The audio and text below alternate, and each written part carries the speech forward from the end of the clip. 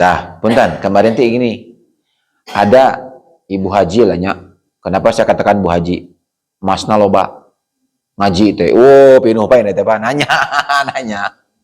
Oh, saya.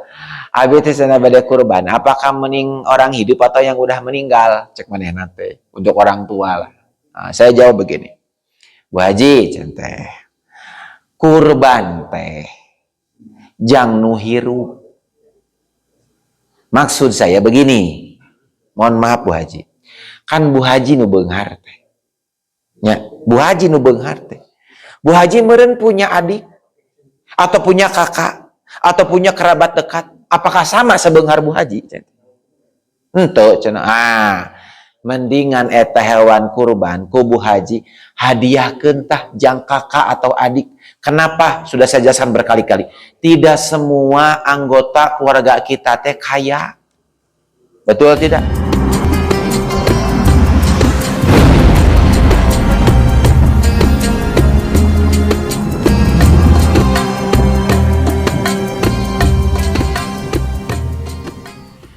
Assalamualaikum warahmatullahi wabarakatuh.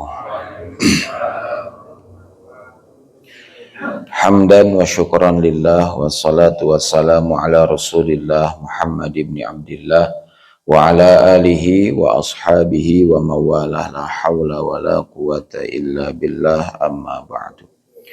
Bapak Ibu yang sangat kami muliakan, semoga di subuh yang insyaallah berkah ini semua amal ibadah kita diterima oleh Allah Subhanahu wa taala. Dan semoga semua bentuk kekurangan kita selama menjalankan ibadah kita bersama, baik yang sifatnya mahdoh maupun ghair mahdoh, semoga semuanya diampuni oleh Allah Subhanahu wa taala. Semoga semua kebaikan yang berupa harta dan yang lainnya Allah ganti dengan ganti yang lebih baik dan berlipat ganda. Amin. Amin ya Allah ya Rabbal Alamin. Yang akan berkurban ya di tahun ini, semoga uang yang sudah dikeluarkan menjadi amal salih dan Allah ganti berlipat ganda. Amin ya Allah ya Rabbal Alamin. Kita buka pengajian ini dengan menjawab pertanyaan dari Pak Cepi di pekan yang lalu yang menanyakan tentang bagaimana hukumnya kita berkurban gitu ya dengan cara meminjam uang. Metode meminjam uang itu berbeda-beda. Ada yang resmi alias ke lembaga tertentu, ada yang non resmi alias perorangan. Nah, begitu Pak Cepi ya. Kita bicara dulu yang perorangan dulu ya, yang umum dulu nih. Kalau kita minjamnya itu perorangan gitu ya, kepada man to man lah ya, piece to piece gitu ya, kepada orang-orang tertentu, bukan kepada lembaga. Begitu ya. Kata Imam Zarakasi begini, hakikatnya berkurban itu bagi orang yang mampu. Adapun ketika kita berkurban dengan hasil meminjam, maka beliau mengatakan itu diperbolehkan. Dengan dua syarat, kata Imam Zarakasi ya. Satu, jadi tidak membebani yang bersangkutan ketika akan melunasi. Maksudnya beban hidupnya tidak jadi bertambah berat gitu. Karena ini kan judulnya sunnah nih. Kan begitu ya, sunnah. Jadi kata beliau, jikalau dengan berhutang ini tidak akan memberatkan beban ke depannya, seperti menambah beban cicilan yang makin berat, kalau memang sulit untuk melunasinya, maka gitu kata beliau disarankan untuk tidak berkurban. Nah, ini kalau personal ya, kita bicara personal dulu, belum ke lembaga. Nah, bagaimana kalau misalkan kita minjam uangnya ke lembaga tertentu, lembaga finansial gitu ya lah, bisa dikatakan bank. Nah, ini ulama menjelaskan dua poin penting. Meskipun nanti pada prakteknya semua akan berbeda pendapat gitu ya, ada yang mengatakan haram, ada yang mengatakan tidak, perihal bab riba.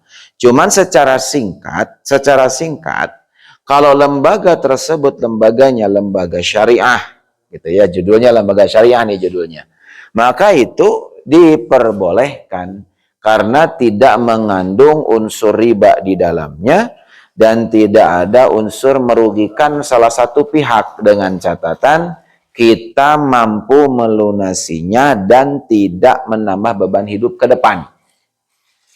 Jadi kata Imam Zarkasi, kalau minjamnya dengan cara halal gitu ya, minjamnya juga dengan cara yang baik, ke lembaga yang dikatakan syariah, maka itu diperbolehkan. Tapi kan permasalahannya di kita tidak hanya lembaga syariah gitu ya Bang Teh, ada juga bank konvensional. Nah ini yang sampai sekarang masih dalam perdebatan begitu ya. Kata ini ada unsur ribanya, kata ini enggak karena judulnya ini gitu ya. Jadi belum selesai sampai sekarang. Nah kalau untuk babnya lembaga konvensional itu ada sebagian ulama mengatakan tidak boleh karena kita meminjam uang yang ada unsur riba di dalamnya ketika proses pengembalian uang tersebut. Nah begitu. Maka ihtiyat kita, kalau dalam bahasa begitu, ihtiyat itu kehati-hatian. Ihtiyat kita bagaimana? Kalau memang mau meminjam, kita pilih lembaga yang ada label syariahnya.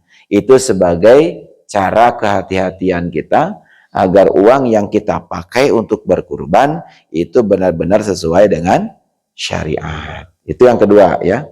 Yang ketiga, Imam Az-Zarkasi juga menegaskan di keterangan berikutnya, ini tuh judulnya sunnah, meskipun muakkadah, tetap kita merujuk kepada syarat yang pertama, yang 5 poin yang sudah kita bahas.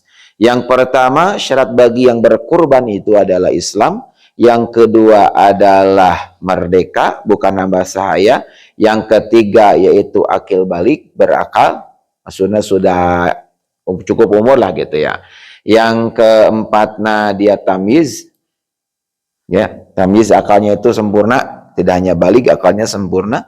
Dan yang terakhir, yang paling penting, apa yang terakhir? Yaitu mampu. Jadi kalau misalkan, mohon maaf, ini kakak saya itu, kakak Ipar ya, kakak Ipar. Kan pengusaha tahu Pak, punya pabrik. Nya kiai, nya boga perusahaan gitu, nya boga pesantren gitu.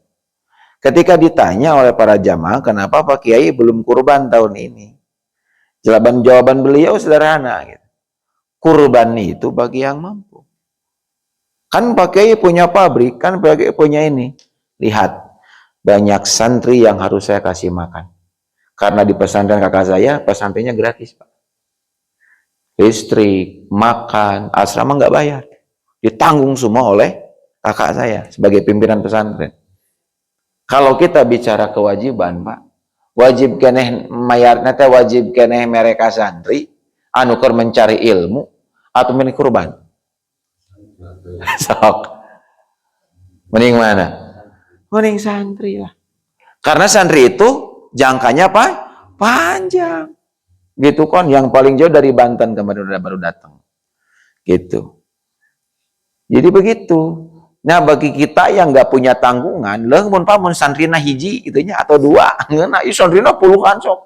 Ayeuna lamun saurang santri itu bisa biaya makannya 30.000 lah misalkan sehari, kali 30, kali sebulan, sebaraha sok. Gitu. Makanya kakak saya nggak kurban tahun ini, karena banyak santri yang harus ditanggung kehidupannya. Jadi yang pesantren di sana itu Pak kebanyakan yang tidak mampu gitu. Jadi kalangan bukan menengah ke bawah, ini kalangan bawah geus gitu. Makanya kakak saya di situ fokus. Nya manggus dibere ilmu, nya asramana gratis, nya caina enakeun, nya tempatna layak, pakai keramik karpet, masjidnya bagus, coba gratis, coba dibere ilmu. Coba Pak, komo Ramadan kemari, itu Ramadan kemarin itu ada santri yang pasaran istilahnya itu hampir sampai 60 orang. Semua ditanggung makannya dari mulai tanggal 1 Ramadan sampai selesai. Teu enak kumaha apa tuh. Jadi asa kacida gitu lamun santri terbalik ngajina gitu sakitu gabe geus ditanggung ku kiai gitu. Luar biasa. Begitu Pak Cepi ya. Jadi kata yang bicara kasih, kita jangan memaksakan. Adapun meminjam ke bank boleh meminjam ke bank, tapi ikhtiatnya di situ. Kita pilih yang syariah, bukan yang konvensional. Ini kehati-hatian kita ya. kehati-hatian kita agar semuanya benar-benar sesuai dengan ketentuan. Begitu kata Imam Syafi'i. Begitu Pak Cepi ya. Terjawab? Oke. Tak lebih aman mah kalau mau pinjam lebih ke orang langsung. Tapi oge lamun jelemana bogaeun duit. Teu boga duit antau. Urang kitu kurban minjem ka urang cenah gitu. Aduh, masyaallah. Sama Pak Cepi, ini pertanyaan Pak Cepi itu kemarin pisan itu ditanyakan oleh jamaah saya juga. Jamaah yang di sana tuh di Cibiru Hilir waktu saya ngisi kajian. Ibu-ibu sama Bu, centeh pertanyaan ibu teh sama dengan pertanyaan jamaah saya di Baitur Ruhiyah centeh di Jaura. Kumaha hukumna lamun kurban dengan hasil pinjam uang? Ya jawabannya yang tadi saya jawab. Gitu. Ya. Jadi kurbannya bagi siapa? Bagi yang mampu. Teu mampu mah teu kudu. Ya, teu mampu mah tidak perlu. Oke, kita lanjutkan pembahasan kita. Kemarin hal yang paling urgen adalah perihal hewan yang akan dikurbankan. Hati-hati, umurnya harus sudah cukup, gitu ya. Yang kedua, kondisi hewannya prima, alias tidak cacat bawaan. Nah, begitu. Itu yang pekan lalu. Sekarang kita membahas perihal pertanyaan keberapa, Bapak Sekretaris? Ke-18. Oke. Apakah orang yang berkurban mesti menyembelih hewan kurbannya sendiri? Sudah dijelaskan di awal oleh saya ya, bahwa Nabi pun mewakilkan kepada siapa? Sayyidina Ali. Berapa unta? 30 unta. Beliau berapa, Rasul? 70 unta oleh sendiri. Masya Allah. Mantap. Jadi berkurban itu nomor 18. Mau oleh sendiri boleh. Sebagaimana Nabi di tahun 2 Hijriah nyembelih kibas teh nu 2 teh geuning. Ni kibas teh domba bagus. Itu sendiri. Dan ketika haji wada 70 unta Nabi sembelih sendiri. Nah, yang 30-nya oleh Sayyidina Ali. Dari situ sumber hukum kita kurban boleh diwakilkan. Bagi seseorang yang menyembelih hewan kurban orang lain, nah berarti jagal nih, atau panitia lah. Apakah panitia tersebut mesti menyebutkan nama orang yang berkurban? Sapi pertama atas nama Anu bin Anu bin yang 7 orang tuh. Atau kalau kambing, ini kambing berikutnya atas nama Anu bin Anu, apakah itu harus disebutkan ketika akan menyembelih? Hah? Harus?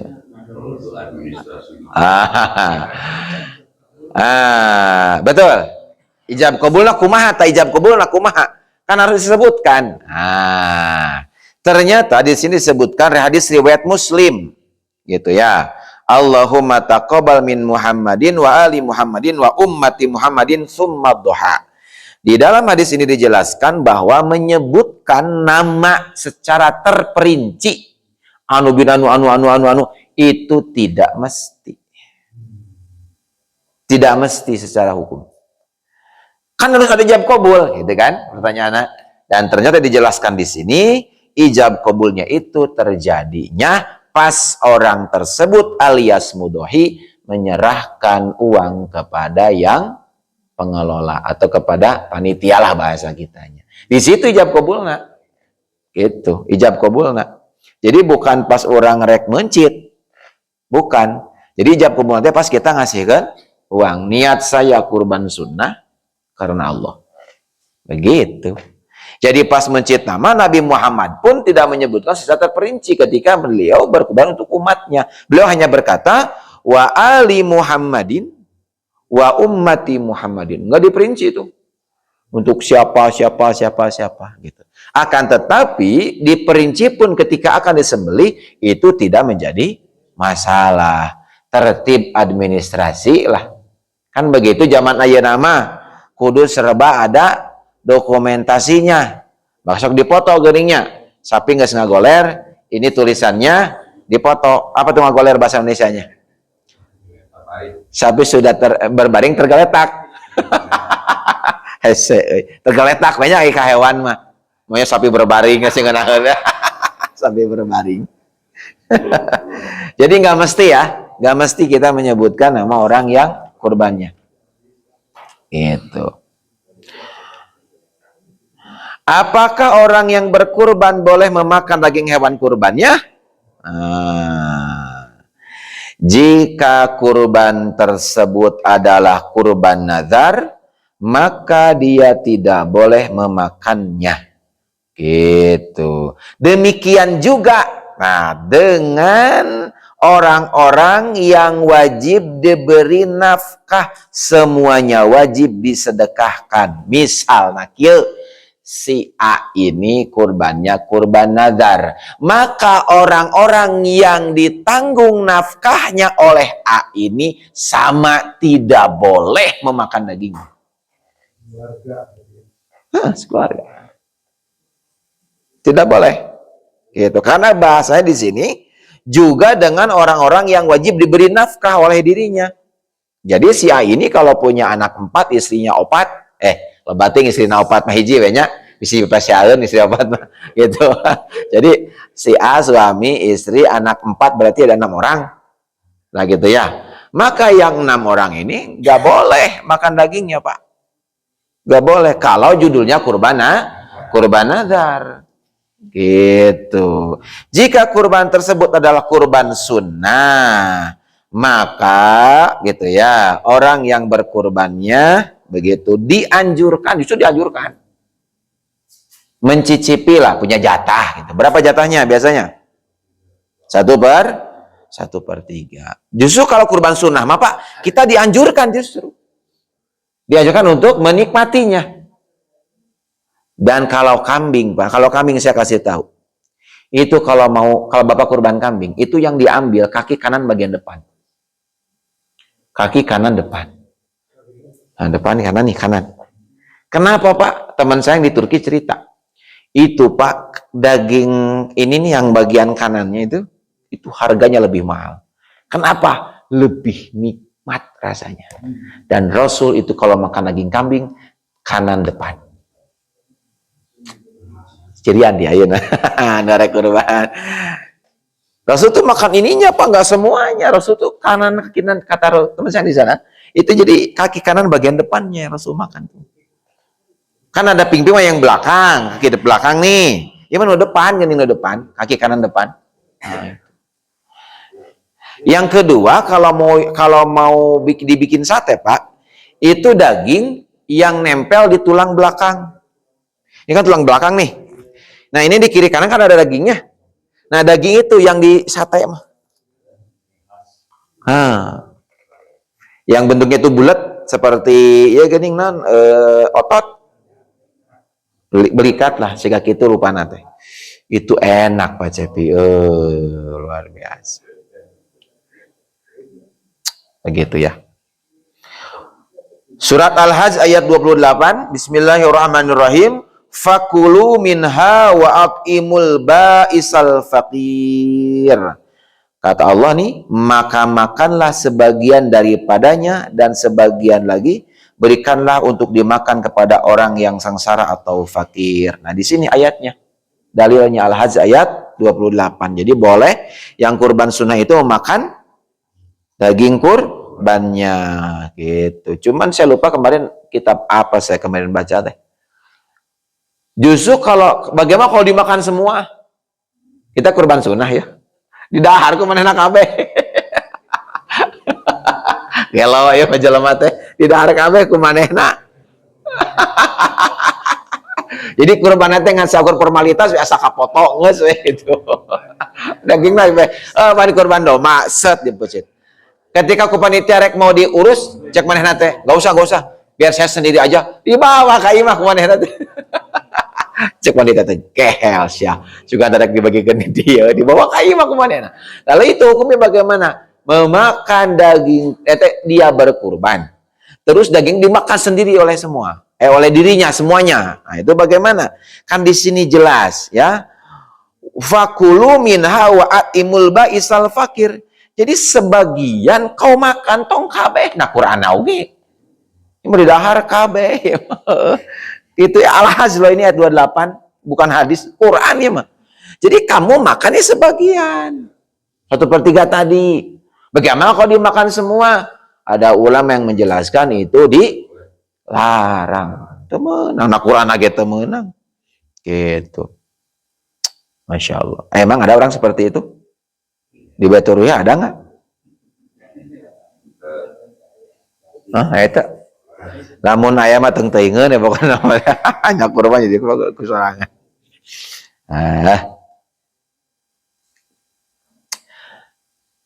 Lanjut. Apakah orang yang belum akikah boleh berkurban?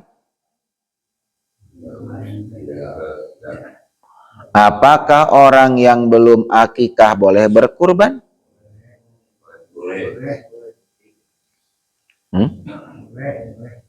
Oh, kelompok A.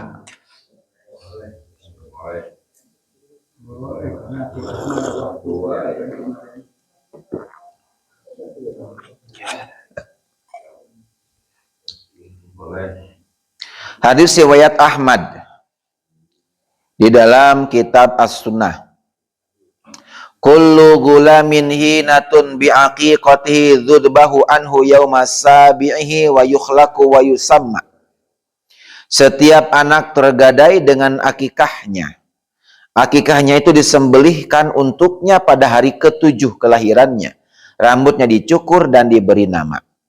Nah, jadi ketika nanti bapak ya anak bapak punya anak alias cucu gitu ya.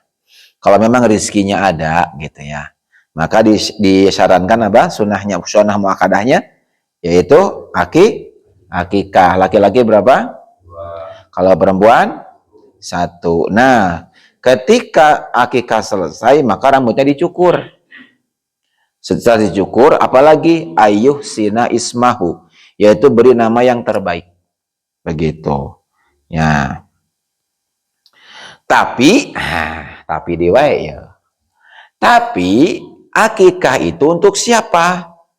Yang mampu, Pak. Jadi akikah itu ibu bagi yang mampu. 1.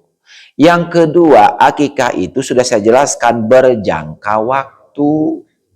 Ketika anak tersebut sudah balik, perempuan sudah haid, laki-laki sudah ihtilam atau 15 tahun lebih, maka akikah sudah tidak berlaku. Maka ibu sebagai orang tua ketika ada rezeki Allah karuniakan lebih alias mampu teh ya, maka jangan diniatkan kurban. Jangan diniatkan akikah tapi kurban geus gede budakna oge. Beda judul ketika anak kita masih kecil gitu ya, belum balik. Pas kebetulan pas hari Idul Adha misalnya gitunya contohnya teh atau pas bulan Dzulhijjah. Maka pas kita beli domba ya untuk akikah. Karena anak kita belum balik. Tapi kalau anaknya sudah balik, kebetulan pas Idul Adha gitu ya, geus gede ieu geus jang kurban gitu. Bukan jang akikah. Ya, meskipun dia cenah kulo gulamin hinatun setiap anak itu tergadai. Panjang nu mampu ekah teh. Itu mampu mah tong maksakeun. Itu nya kan sunnah muakkadah judulna oge. Jadi mana yang harus diutamakan? Lihat dulu kondisi anaknya. Gitu. Kalau anaknya belum balik ya jadi akikah dulu gitu kalau belum balik mah. Tapi kalau misalkan sudah balik anaknya melewati batas yang sudah ditentukan, maka kurban. Ayeuna ieu masalah membagi-bagi daging hewan kurban. Nah, kita yang jauh dulu. Apakah boleh membagikan daging kurban ke negara lain? Nu jauh lah mirame. Jadi orang teh ngirim ke mana? Palestina, ngirim ke mana deui? Ethiopia, Afrika, Garut, bari nguseup ka Haji Kapol. Heeh. Ka mana deui tanu jarawe pokona mah lah negara-negara miskin.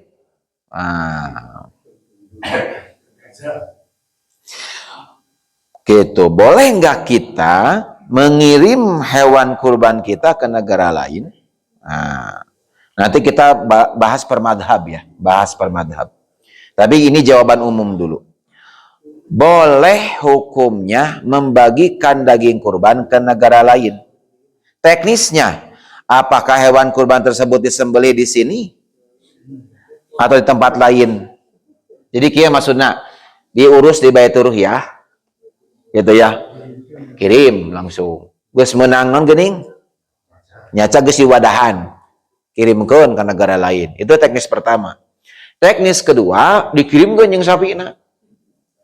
Kan datang ke sini sapi nih, ke Baitur ya, set. Lalu dibersihkan sapinya, dikasih makan, ya langsung dipaketkeun.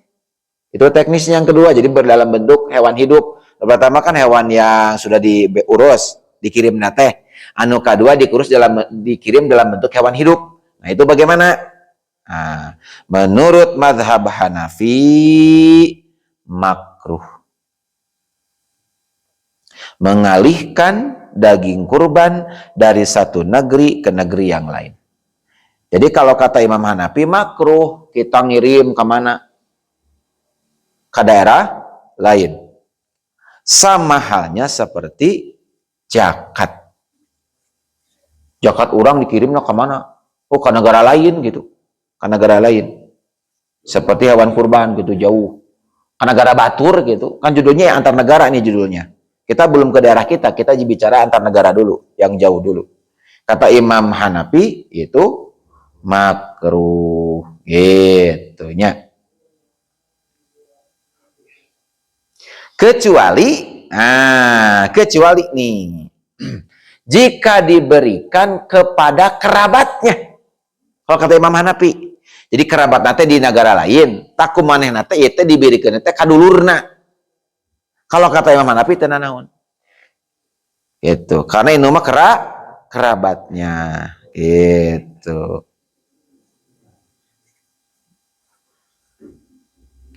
Hukumnya bagaimana? Sah teu kurbana?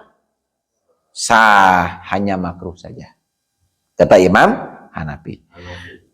Kedua, mazhab Maliki. Nah, kalau mazhab Maliki tidak boleh. Kata Imam makruh, Hanafi. Maliki, no. Kata Imam Maliki, tidak boleh. Tidak boleh mengalihkan hewan kurban dari negara A ke negara B. Dan imam membutuhkan pisah negara nate. Negara lain tidak bisa mendistribusi atau sebenarnya mengkaper. Tidak ada donasi lain kecuali kita nu mampu. Begitu kumaha. Kata Imam Maliki, boleh asal sebagian, tong dikirim kabeh. Jadi kata Imam Maliki, boleh kau berikan kurban dagingmu itu ke negara lain, tapi dengan catatan tidak ada negara lain yang mampu mengkapernya. Yang mampu hanya kita, dan itu pun hanya sebagian. Gitu. Berikutnya mazhab Hambali dan Syafi'i. Nah, ini mah mirip gitu ya, mirip dengan pendapat Imam Maliki. Temenang. Kecuali lamun sebagian etagi lamun nu lain tidak mampu. Pada hakikatnya kan di Al-Qur'an urutan-urutannya bagaimana? Urutan-urutannya. Yang terdekat itu kan, kalau kata Pak Beni itu seperti metode obat nyamuk. Nu terdekat lah, nu sedang, nu rada, baru jauh. Gitu ya. Jadi kumaha cenah hukumna? Hukumnya? Kata Imam Hanafi tadi gimana? Makruh. Kalau kata Imam Maliki? Temenang. Kalau Imam Hambali jeung Syafi'i? Sama, tidak boleh. Maksudnya mah utamakeun lah nu deukeut, lawa kamikiran nu jauh. Itu. Apakah hukum menyembelih kurban untuk orang lain yang masih hidup? Maksudnya mah kita menyembelih untuk orang lain. Gitu. Nah, ini Dijawab dalam kitab Musnad Ahmad, disebutkan dalam sebuah hadis dari Abu Rafi bahwa Rasulullah SAW berkurban, beliau menyembelih 2 ekor kibas yang gemuk nukamarit ya, bertanduk berwarna putih, lalu beliau menyembelih salah satu ekor kibas itu seraya mengucapkan Allahumma hadza min ummati jami'an min syahidatalaka bi tauhidi wa syahidali bil balagi. Itu jadi kita boleh menyembelih hewan untuk orang lain. Cek orang mah hadiah. Paya abi gede domba, ya kurban. Kebayang badannya? Jadi saya nih punya uang, contohnya, saya beli kambing. Ini nih buat bapak kurban. Kasihan bapak, tahun ini nggak bisa kurban karena abang ini. Boleh. Gitunya. Tah, punten, kemarin tuh gini. Ada ibu haji lah nya. Kenapa saya katakan Bu Haji? Masna loba ngaji teh. Oh, pinuh pae teh Pak nanya. Nanya. Oh, saya sudah. Abi teh sana bade kurban. Apakah mending orang hidup atau yang udah meninggal? Cek manehna teh. Untuk orang tua lah. Nah, saya jawab begini. Bu Haji, teh. Kurban teh. Jang nu hirup. Maksud saya begini.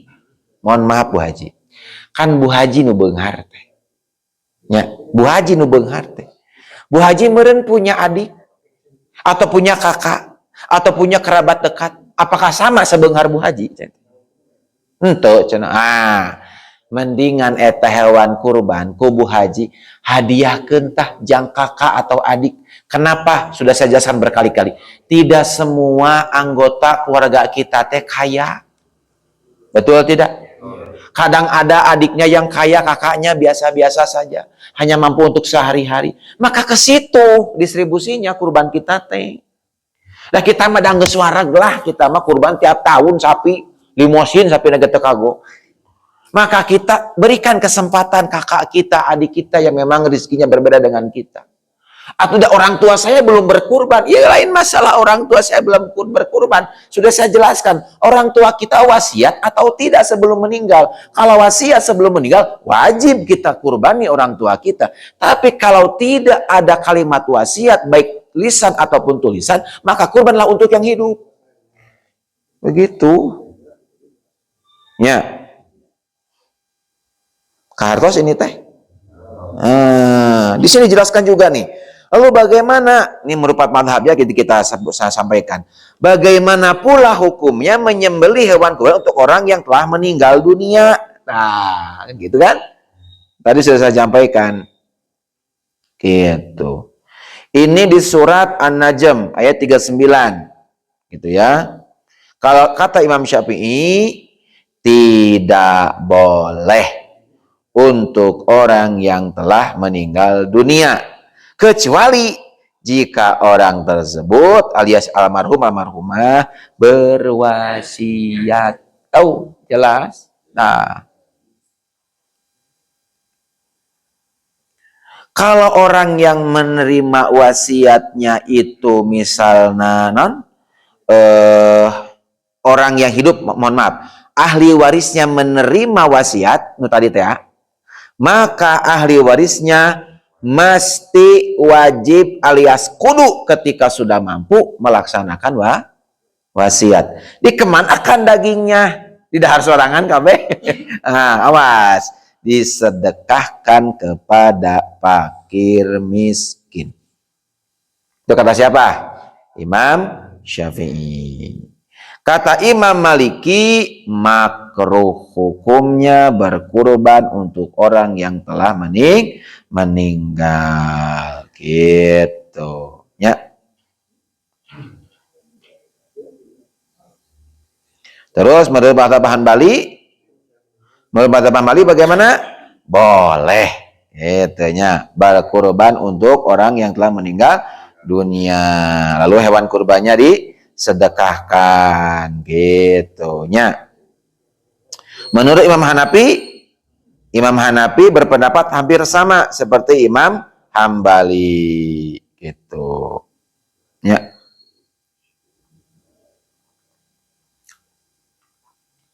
Kartos persentase Nah, pembagian di hewan kurban presentasinya bagaimana? Persentasenya? Maksud nama pembagian anak hewan kurban sepertiga. Ini bagi yang kurban dulu. Sepertiga. Gitunya tak sepertiga. Kada ulah kabeh. Setengah nak ku abdi gelo eta. Saperti lo dina yeuna gitu. Gelo dia kabeh. Setengah nak. Heeh, cenah. Da ieu mah domana ge domba Garut ieu mah alus lebar ieu mah dagi lain masa ku lebarna atuh na hiji per 3 gitu. Bukan sepertiga nah tapi sok pesen Pak abdi mah hoyong ieuna nya senu penting mah seperti lu nawe gitu ketika ditimbang teh kan nanti kan di kilonya seperti lu anu penting mah gitu baik mesen naon gepek terserah dari kumaha mudah kita mah hanya saja hitungannya harus pas takarannya sepertiga gitu apa ada pun bagiannya yang mana silahkan itu hak kan hak dia yang berkurban lu penting mah seperti lu gitu. Nah ini apa menarik? Ini menarik ya. Pertanyaan ke-26. Pertanyaan ke-26. Apakah di zaman Nabi itu ada kepanitiaan hewan kurban? Zaman Nabi ya. Ya awas ya. Ya penting ya. Apakah di zaman Nabi itu ada dikenal istilah panitia kurban? Satu. Yang kedua, dan bagaimanakah hak panitia kurban? Awas rame ya. Rame ya. Saya bacakan ya. Ini pendapat Ustaz Abdul Somad. Pada zaman dahulu, semua proses hewan kurban dilakukan oleh perorangan alias mudohinya itu sendiri. Dulu ya, zaman dulu lah ya. Nah, bahkan ada sebagian yang merawat dari kecil, Pak. Hewan kurbannya teh dari kecil sampai usianya cukup, dia rawat dengan baik gitu ya. Terus dia pencit sendiri. Terus dia kuliti sendiri, terus dia potong-potong sendiri, dia bagikan oge sendiri. Hebat tuh ya orang. Wah, syakun ka dieu. Pak Haji pada kurban insyaallah. Kurban naon? Limosin. Kapan itia? Teu kedah. Nu mencit abdi, anu nyisit abdi, anu ngeuretan oge abdi, nu ngabagikeun abdi. Kumaha cek panitia? Alhamdulillah, hatur nuhun abdi teh capek. Gitu cek panitia teh. Dulu seperti itu. Nah, kan zaman makin berkembang, Pak. Zaman makin maju, makin berkembang, gitu kan ya. Bahkan di zaman sekarang banyak orang yang sibuk gitu ya. Sibuk, ya kantoran dan sebagainya sehingga dia tidak akan sempat menyembelih hewan kurbannya sendiri. Sehingga timbullah sebuah perkumpulan yang dinamakan perkumpulan panitia, biasanya diinisiasi oleh DKM masing-masing gitu ya. Nah, di sini yang menjadi permasalahan dikarenakan zaman dahulu tidak ada kepanitiaan kurban, maka Nabi tidak menyampaikan secara jelas alias kalimat yang utuh, maksud utuh di sini teh jentre bahwa panitia punya hak. Gak ada, Pak. Gak ada.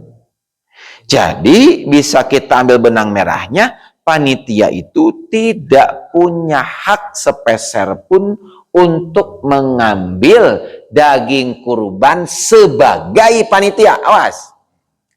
Sebagai apa? Panitia. Kalau judulnya dia sebagai jamaah, nu tadi teh, nu naon teh? Nah, itu nu kieu teh. Obat nyamuk. Kalau judulnya dia statusnya sebagai naon? Ta jamaah obat nyamuk. Anu di dia maksud nama. Maka dia punya hak. Tapi kalau dia minta lagi sebagai panitia, itu yang tidak boleh. Gitu. Jadi panitia itu nggak punya hak. Jadi dia mah secara sukarela mengurus. Adapun dia nanti mendapat hewan kurban dagingnya, tamal statusnya bukan sebagai panitia, tapi sebagai jamaah. Nah masalahnya Kang Adi kan suka tersisa banyak. Gitu kan, sisanya banyak nih. Ini sudah terbagi semua, buat distribusi sudah selesai semua. Di sini perlunya komunikasi dengan mudhohi. Kalau mudhohi itu mengikhlaskan, kadedeh ti mudhohi, dah kudu nama urang itu ngurus teh cek mudhohi teh, dah sunat kan koleh sendiri, diulus sendiri, bagikan sendiri, ane dia wakilkan ka panitia, tah mudhohi teh kudu boga pikiran atuh. Ikhlaskan ketika ada daging lebih untuk siapa, kadedeh lajang panitia. Jadi ini masalahnya ijab qabul masalahnya. Kalau tidak ada ijab qabul, wayahna bagikan semua ke fakir miskin. Karena panitia tidak punya hak sedikit pun, awas. Karena di zaman Nabi disunahkannya motong sendiri. Nabi pun mewakilkan kepada orang lain, kepada Sayyidina Ali tetap dibagikan. Istilah, ini nih, yang kedua. Istilah kepala untuk nu mencit. Istilah kaki jang nu nyisit. Awas eta teh siga nu bener padahal salah eta teh. Salah kan tadi jelas tidak ada jatah secara utuh untuk panitia. Ini status, awas jangan salah paham. Status panitia. Awas. Jadi panitia mah sukarela we enggeus. Adapun nanti dia dapat daging eta mah judulnya dia sebagai jamaah. Adapun nanti sisa lebih eta mah kadede dari mudhohi yang sudah memasrahkan pengolahan kepada siapa? Kepada panitia. Jadi dina lapad saja Pak sebetulnya mah dina lafadna wungkul. Dina status wungkul sebetulnya mah eta teh. Jadi kalau bicara panitia, Pak, panitia nggak punya hak sedikit pun. Hanya saja panitia itu biasanya sok menang kadedeh dari siapa? Dari mudhohi, buruh ngurus lah gitu. Tapi secara dasar hukum tidak dapat jatah sebetulnya. Jadi temenang panitia mesen, oh panitia ya ketua. Ketua mah kudu sirahna eueuh. Abi nu moncit di sirahna eueuh. Semua harus dibagikan. 1/3 jelas untuk para mudhohi, sisanya untuk fakir miskin. Kan biasanya di orang sudah daging leuwih ya di orang teh, di sisa pendistribusian dan lain-lain. Ya monggo. Atau misalnya dari mudhohi, pihak mudhohi itu mengikhlaskan, itu kan ya kadede eta ngaranna. Makanya di saya Pak di Garut di kakak yang pertama, kalau tadi kan kakak yang ketiganya nusuk menanggung mah. Yang punya pabrik tahu. Nah kakak saya yang pertama itu lebih ihtiyat lagi Pak. Ketika beliau menyembelih sapi, berapapun sapinya, kabeh dibongkar Pak. Suku-suku na dicacag, sirah na cacag kabeh, leta na torpedo na cacag kabeh. Bagi ke gasararea. Karena beliau kan ahli fikih. Kalau kakak yang ketiga itu ahlinya ahli nausorob, tata bahasa Arab keahliannya. Ahli tata bahasa. Kalau kakak yang pertama itu ahli fikih, makanya ya kan kalau saya bab kurban Pak nanyanya ke beliau, karena beliau ahli fikih. Kata beliau, istilah sirah jang mencit. Karena emang nggak ada hak-hak tertentu bagi orang tertentu, kecuali bagi mudhohi. Semuanya sama. Nah gitu, secara status ya, secara status dulu. Kita bicara status dulu. Jadi panitia itu nggak punya jatah sebetulnya, secara status. Tapi kalau bicara bab terima kasih, nah gitu kan. Dan mudhohi juga mengikhlaskan, ya monggo, nggak masalah sebetulnya. Cuman ulah aya bahasa kieu, panitia, tak ulah eta teh ulah ada jatah urang. Tapi membahasana kieu, ya jamaah, menang gitu. Beda sedikit kan? Beda sedikit Pak. Beda sedikit sebetulnya. Gitu. Jamaah mah punya haknya sebagai jamaah di dia kan. Punya. Tapi ulah basak yuk. panitia ya, orang nu nungguan sapeupeuting, orang nu mencetan da sapina nyeri suku, orang anu ngamandian, orang nu meredahar, panitia ulah. Judulna ge urang mah sukarela. Itunya, makanya perlu nih, da insyaallah-nya di dia pasti sudah sesuai prosedur lah insyaallah. Makanya perlu ada nanti perkumpulan budohi teh gitu supaya jelas akadnya. Jadi nanti ketika ada lebih dan sebagainya gitu ya, minta keikhlasan gitu untuk panitia dan sebagainya. Siga urang geuning ieu tanon, ibu-ibu ya. Nusok mararasak. Kita ngambil daging kurban geuningnya can beres geus dicokot ku urang teh. Jang naon jang makan panitia. Istilahna gitu kan? Kalau mudohi yang bersangkutan memperbolehkan ya silahkan. Gitu, dan jangan ngambil dari mudohi yang tidak berkenan. Sapi kan tujuan. Hiji pertilu, urang teh ngambil ti mudohi yang memang berkenan. Untuk diambil jatahnya. Gitu. Kan tadi teh apa? Ini teh punya hak. Dan tidak ini mah sukarela judulnya. Mudohi yang si A yang punya 1/3 dia mengikhlaskan. Sok ambil sebagian jatah saya. Nggak boleh itu mah. Karena mudohi yang si B atau si C belum tentu dia ikhlas membagikan dagingnya. Buat ting manehna punya anak yatim yang dia urus sehingga dia harus kasih. Memang teu apal. Gitu. Makanya lebih aman geus dagingna mengenai meuli we tah di kordon deket atau kadinya. Akordon meuli jeung panitia mah. Gitu. Kan ada biaya pengurusan kan? Aya kan biaya pengurusan? Cokot sebagian yang beli daging. Gitu. Da lieur pan nempo daging teh karena kurban mah. Mending kene urang mah kitu we, tahu tempe, jengkolnya, sambal urang malalap. Ngan tong pohon nu hiji dua ieu tong pohon nu kadua. Hiji kopi, nu kadua udud. Udud di sipo udud. Udud di sipo. Nah, gitu ya.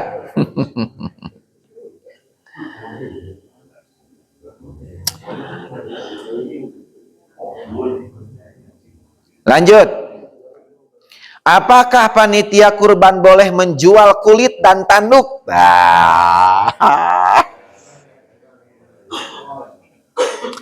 Apakah panitia kurban boleh menjual kulit dan tanduk hewan kurban dan hasil penjualannya untuk masjid?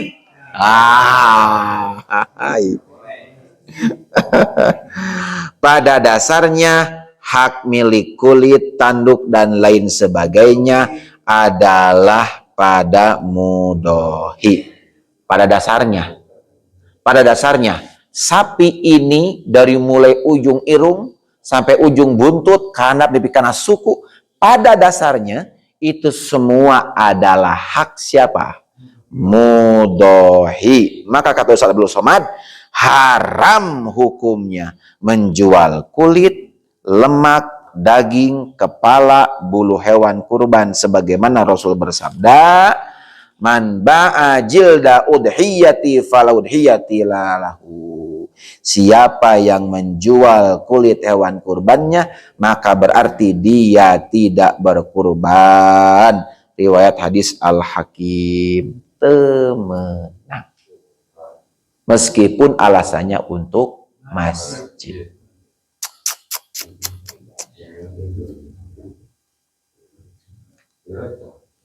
Makanya kakak saya bilang tadi, recah semua. Gitu. Kabeh cacag. Tah, kecuali yang mudohi tadi teh. Tapi kudu sepakat tujuanana ya. Ulah salah satu yang teu sepakat. Nu tujuanana sepakat. Nu tujuhna teh. Silahkan manfaatkan kulitnya. Menang karena eta mah ada izin dari pemilik. Jadi ulah inisiatif sorangan gitu tah. Ini tetap ijab kabul harus ada nyelisani, tetap ijab kabul harus ada. Kapan orang gayanya saling mencintai jeung pamajikan teh cukup saling mencintainya. Nya baheula bapak jeung istri bapak baheula saling bogohan pacepinya. Apakah cukup jeung saling bogoh unggul? Apakah cukup orang tua ridho unggul? Cek kolotna teh Pak Cepi, Kang Cepi ada baheula teh nya Kang Cepi sok dak neng bogoh ka Kang Cepi resep ka neng sok lah enak mah rumah tangga. Apakah cukup dengan gitu? Meskipun orang tua narido, teu cukup, harus ada naon Pak Cepi. Saya terima nikah eta jam pobul. Kasarua eta oge teu cukup gitu. Nyerahkeun ya sapi ka panitia. Kudu aya ijab kabul. Jeung mudahin 7 teh. Ini kalau misalkan sepakat nih bapak-bapak yang bertuju atau ibu, ini nanti akan begini. Oh ya mangga kami ikut saya. Tah, genah eta mah. Gitu.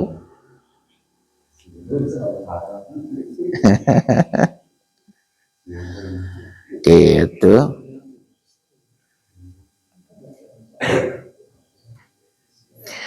Tah anu tadi teh upah bagi penyembelih.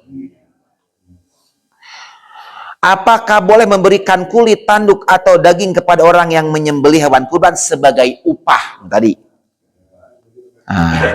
Tidak boleh hukumnya memberikan kulit atau sebagian dari tubuh hewan kurban kepada orang yang menyembelih hewan kurban sebagai upah. Ini hadisnya riwayat Imam Ali radhiyallahu ta'ala anhu. Amaroni Rasulullah sallallahu alaihi wasallam an aku ma'ala budnihi wa an tasaddaqa bihamliha wa juludiha wa ajillatiha wa alla u'tiyal jazara minha. Kata Sayyidina Ali ini riwayat Muslim, aku diperintah oleh Rasulullah untuk mengurus hewan beliau nu 30 teh. Ya kan? 30 unta kan? Lalu aku juga diperintahkan untuk apa? Bersedekah dengan cara maksudnya teh diperintahkan untuk membagikannya. Gitu. Dan Rasul memberitakan kepadaku agar aku tidak memberi nanti lalu aku pun istilahnya naon? Tidak mendapatkan jatah. Jadi Pak Sedang kan mencit ya 30 ekor onta. Sedang Pak nggak dapat jatah Pak. Karena kata Rasul bagikan semuanya. Di sini dasar hukumnya bahwa yang menyembelih tidak punya jatah. Kecuali anu menyembelih nate dia adalah fakir miskin. Berarti dia punya hak. Lain hak nate bukan berarti dia dapat karena menyembelih, nah bukan. Tapi karena dia fakir miskin, maka dia punya hak karena status dia sebagai fakir miskin. Cuman bentuk dagingna berbentuk naon misalkan. Kan biasanya fakir miskin teh daging nunggus jadi ya, nunggus dicacagnya, merenang nate. Iya mas si jagal nate, menang nate lain eta fakir miskin. Dia statusnya fakir miskin, dia jagal oge, maka dia dapat nanti kaki sapi misalkan, dapat kaki, nah bukan sebagai penyembelih, nah eta mah karena emang dia miskin, we dapat jatah eta teh gitu, kebayang tak? Sekali deui, si A teh jagal nu mencit, miskin dia teh orang nate, lalu dia dikasih, naon sukuna misalkan, tah dia dapat eta teh Pak bukan jatah sebagai penyembelih. Tapi dia dapat itu sebagai apa statusnya? Fakir, miskin. Jadi tetap temenang jatah. Dan naon cenah? Sukarela. Gitu. Lanjutnya dipersingkat. Apakah ibadah kurban wajib dilaksanakan sekali seumur hidup? Atau wajib setiap tahun? Maksudnya kieu nya seumur hidup sekali we lah. Manyantut teuing seumur hidup sekali. Gitu. Menurut mazhab Hanafi wajib dilaksanakan setiap tahun. Cik Imam Hanafi mah. Man wajada sa'atan lam falabidha fala yaqrabanna musallana, kata Imam Hanafi. Wayahna eta kudu tiap tahun. Bagi yang mampu eta oge. Itu hadis riwayat Ahmad. Menurut jumhur ulama hukumnya sunnah bagi yang mampu. Riwayat Muslim. idza ra'aitum hilala dzilhijjati wa arada ahadukum ayyudayha falyumsik an syairi wa adfarihi. Nah, ini bagi yang mampu, jumhur ulama hadits Muslim. Jadi yang mampu mah disunahkan tiap tahun. Rawahu Muslim gitu nya. Apakah non muslim boleh mendapat jatah pembagian daging hewan kurban? Menurut madhab Maliki makruh.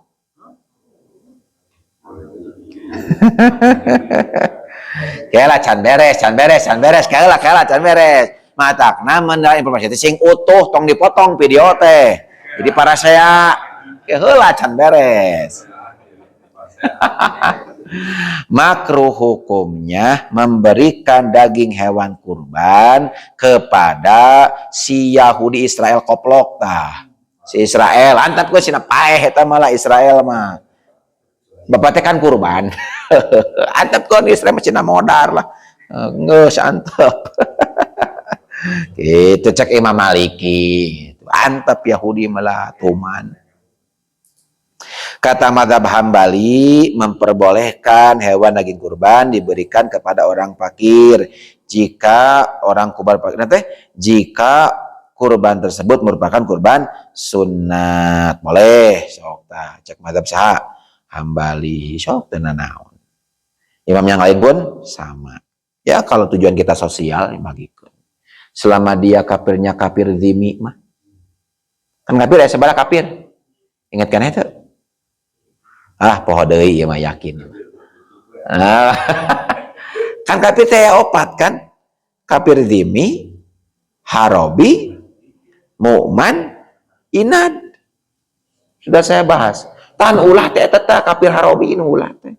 Zimmi, mu'man jeung inad bagi. Karena itu mah ibadah sosial. Begitu. Tas sakitulah nu penting nama da. Sisa nama nu pertanyaan berikutnya itu mah sudah terbahas tadi di keterangan berikutnya. Karena sadaya nanya.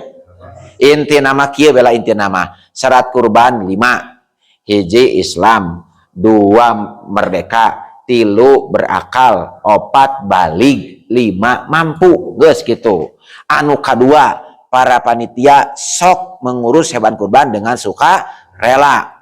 Ada apa ini itu perihal kulit, kaki, hulu dan lain sebagainya, sok musyawarah dengan para mudohi. Harus semuanya mudohina oge teu menang hiji-hiji, harus semua sepakat.